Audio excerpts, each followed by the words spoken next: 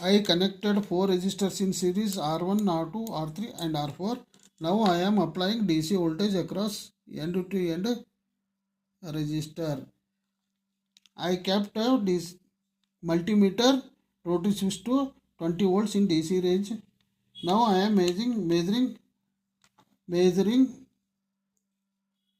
voltage drop across first resistor 2.26, second resistor 2.26 and third resistor 0.13 volts and fourth resistor 1.57 volts and end to end total voltage drop is 6.57 volts.